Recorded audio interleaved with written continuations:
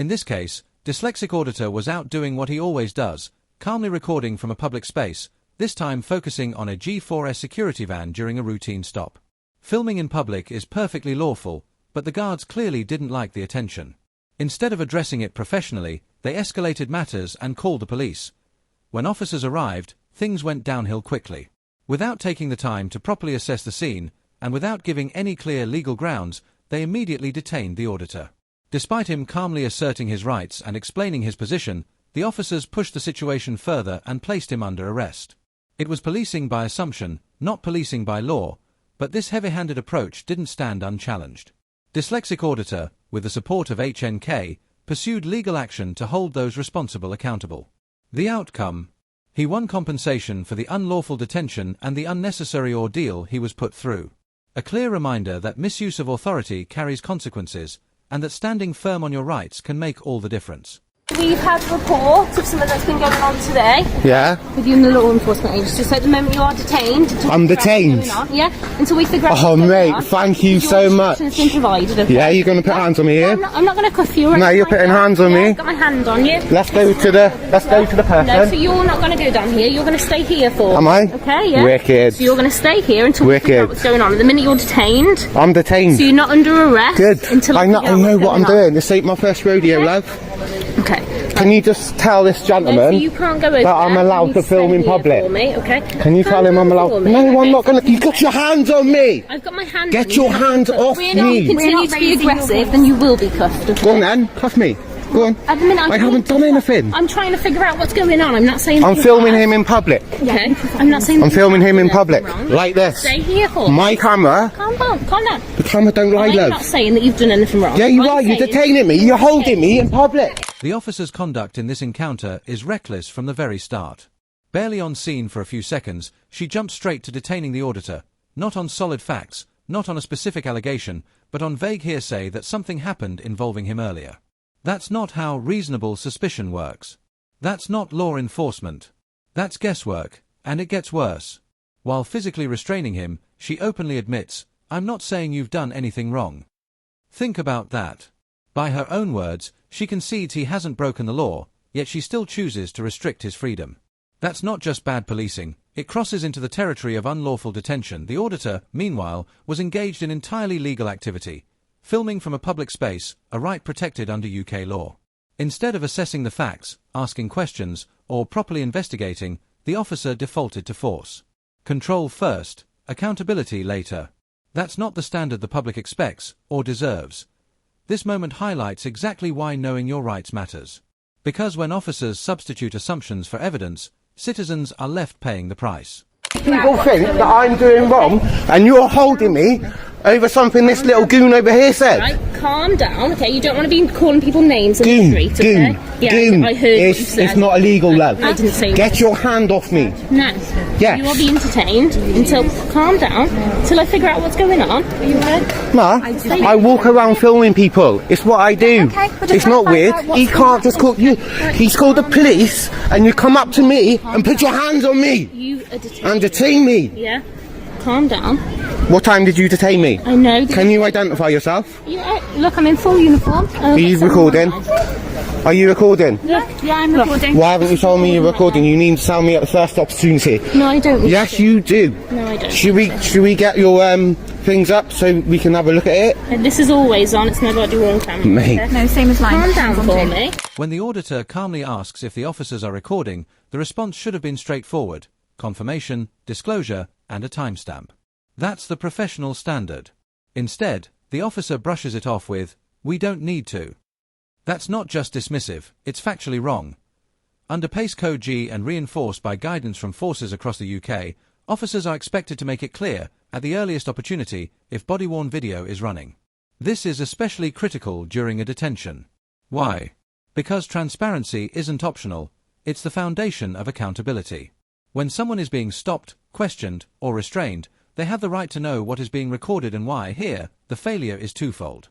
Not only did the officer skip over the legal requirement to explain the grounds for detention, but she also withheld crucial information about the recording of the encounter. Layer that on top of physically restraining someone who had broken no law, and the picture becomes clear. This wasn't careful policing, it was careless policing.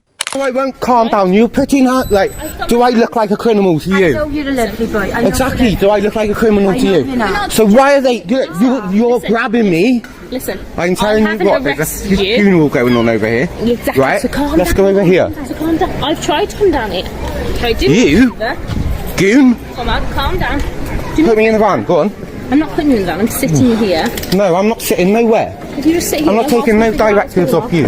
I was filming in public. That's fine. I'm a man with a camera, not a gun. No, we know. Favour, We're sit just trying there. to find out what's No, I'm not doing you any favour. Just sit there. I'm not doing you any favour. Calm No. down for me. Let you go. I am. Making us listen. You're going to make negotiations with me when I've done nothing I'm wrong. not trying to negotiate. We're just At the minute, You I can't can't figure out what's gone on because I'm dealing with you. So calm No, down. Stay don't there. push me. Stay there. She's pushing me. Stay there. She's pushing me. My camera's on.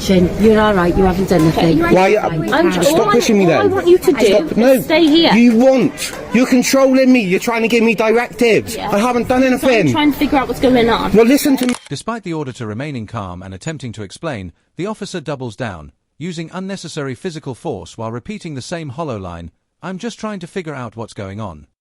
But let's be honest, how can that be true if she refuses to actually listen? The irony here is impossible to miss. You don't figure out a situation by forcefully detaining someone who's done nothing wrong. You figure it out by listening, asking questions, and weighing the facts. What we're really seeing is a textbook case of confirmation bias. The officer walked in already convinced the auditor was the problem, and from that moment on, every word he spoke and every move he made was twisted to fit her preconception. Instead of assessing the scene fairly, she frames lawful behavior as suspicious. Instead of dialogue, she defaults to control. That's not investigation, that's intimidation. And when policing looks like this, it's no surprise these encounters don't end with resolution on the street. They end with paperwork, complaints, and courtrooms. Yeah, but we have to speak to both parties. Listen to me. No. Okay, I know, I understand. Listen, calm down. Doing that and pointing out to him Right, sorry. and causing more issues is going to make something Go happen, down to the isn't it? cube. Go down to the cube. Do I inquiries down can't there. because I'm dealing with you. I can't go and Blah, see blah, things. blah, I blah. can't go and see Don't things. put your hands on my property. Don't point that in my face. I'll point it wherever I Point it in want. my face, okay? Listen. Just explain what's happened. I was filming the back of the Securico van, like a G4S, Yeah. like that. And he's gone up to the man and said, "Oh, he's filming you."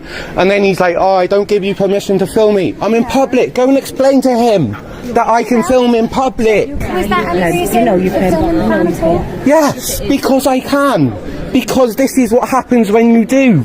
Listen. No, Listen, I wanna stay hear here what for you're me. saying. No, No. you're not. No. You're not going to make the situation worse. Why are you putting hands on me? Because you're trying to get involved and make the situation No, worse. I'm not. All I'm trying to do... I need to hear what Listen, he's saying. No, you don't. Yeah, I do. No, you don't. I'm walking down the road filming, Yeah, okay. and Listen. you're just a goon. Listen. Now jog on. Down. Stop. There's no... Have you detained me as well? The minute you are detained. Have you detained me? I'm No, not I... You detained me. I detained you. What station are you, I'm like? from Pembroke Dock Station. Yeah? 719. Another Pembroke Dock Station. 719. There you go. You can Yeah. get in full force of your camera. I'm waiting for 720 quid up on you Oh, right. for illegal detainment. Oh, okay. Yeah. When the auditor calmly points out that he's already set to receive £720 in compensation from this very police force for a previous unlawful detention, the weight of the moment becomes undeniable. That single fact reframes the entire encounter. Think about it. You'd expect a department with a payout already on the books to tread carefully, to apply the law precisely, to make absolutely certain their officers don't stumble into the same mistakes again. Yet here we are, watching the exact same errors play out in real time, and that's the real takeaway.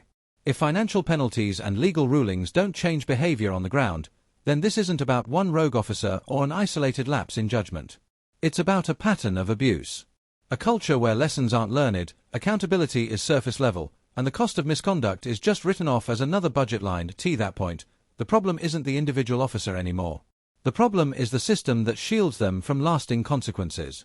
All I've asked you to do is stand out the way for me. No, you pushed me, you put hands on me, everybody's seen it, it's all on camera, mate. Because you keep on wanting to go over there, so I'm trying to prevent you. I don't want to go nowhere near that going over there, okay? person. As we've said, it's all on our cameras as well. Yeah, and it's all on my camera. I know. Fine. I know it's all on your camera. I haven't done anything wrong, mate. Listen, I haven't said you have. So I'm saying- why grab my arm and make me I'm look like a saying to criminal you- in front of everybody in Tenby, like? Listen to me. It's a small town. Listen to me. I'm allowed to film. Why aren't you going over there and telling him? Listen, my colleague's over there to speak to him. Honestly, I swear on my kid's life, I was like filming the G4S. He said, oh, he's filming you. And then the G4S man said, oh, you can't film me in pub, you can't film me, I don't give you permission to film me. What's his job? He's in a public, and he can't tell me not to film him in public. Okay. Can he? Well, you know, I like it the same as we can't tell you to not to film us. Exactly. When the G4S driver allegedly phoned police claiming he was being filmed, the first and most obvious question from the dispatcher should have been simple: where is the person filming? If the answer was on public land, that should have ended the matter on the spot. Filming in public is not a crime. It is not harassment. And it certainly isn't the job of the police to shield employees from being recorded while carrying out duties in plain view, but that basic filter never kicked in. Instead, the call was handled as though a crime or imminent threat was taking place. Officers arrived primed for action, and within moments the scene escalated into detainment, unnecessary force, and a complete disregard for whether any law had actually been broken. The contrast couldn't be clearer. The auditor delivers his explanation calmly, citing legal rights and staying measured throughout. Meanwhile, the G4S employee behaves as if standing in a public space somehow entitles him to absolute privacy. It doesn't. The law is unambiguous. Once you're operating in public, you can be filmed. The only people who don't seem to know that in this encounter are the ones tasked with upholding the law. Why, being criminalised? I haven't arrested you. You've detained me. I haven't said, yeah, but that's different to arrest. Get off my arm. We're not having this. We're not having this pulling to. Just stay here for me whilst we figure out what's going on. That's all I want you to do. All I've done is filmed in public. Okay. But because we've had a report, of what? We just need to what is the report? Everybody that's involved. At the moment, I'm not sure. My colleague's over there trying to get more information. I'm trying to speak to you about okay? This is what I'm trying to tell you. What was your name? Really? Why can't I ask you that question? Because I don't need to give you it. Okay, well, I'd like to know who you are. Why? Because I'm talking to you. Why do you need to know who I am? You've asked who I am because you're talking to me. Yeah, that's your policy, isn't it? Yeah, so I ain't got no policies. I don't work for you. I just asked you. You work for me. Okay. You're gone. The officer's conduct here highlights a glaring problem: either a lack of proper training or a casual disregard for the legal limits on police powers. She detains the auditor without citing any clear grounds, then immediately demands his name. Not because of lawful suspicion, not because of statutory authority, but simply because he had the audacity to ask for hers. That isn't procedure. That's petty tit-for-tat policing, and it reeks of unprofessionalism. What makes it worse is her reasoning. When the auditor calmly points out that he has no legal duty to identify himself, she brushes it off with, "Well, I'd like to know who you are." But policing isn't about personal preference. It isn't about what an officer would like. It's about what the law permits. And in this moment, none of the lawful thresholds that would justify demanding his identity have been met. By trying to turn a lawful refusal into a problem, she exposes the mindset at play: control first, legality second. That approach doesn't just undermine public trust, it corrodes the very accountability policing is supposed to represent. Right, so my colleague's just going to speak to you from the report that we've had, okay? Yeah. So at this moment in time... So at this moment in time, you're under arrest and a suspicion of harassment, so you do not have to say anything, but it may harm your defence. We do not mention when questions you are in court. Anything you do say may be given in evidence. Cool. Right, alright, well, we'll have to take... Arresting someone for harassment on nothing more than a vague complaint is reckless. In this case, the auditor was simply filming in public. No threats, no repeated behavior, just a camera. Instead of handling it professionally, the officer escalated. She grabbed his arm, refused to give proper grounds, and demanded his name out of ego, not law. That's not policing, that's a power trip. The arrest itself was baseless. Filming a G4S van in public isn't harassment, yet it spiraled into detention and charges. When officers lean on vague excuses, they're not protecting the law, they're protecting themselves. The result? The force had to pay £563 in compensation. A small payout, but a big message: misuse of power doesn't go unchecked. The bigger cost is public trust, wasted police time, damaged credibility, and proof that cameras still expose poor training and bad judgment. That's it for today's video. Don't forget to like, comment, and subscribe.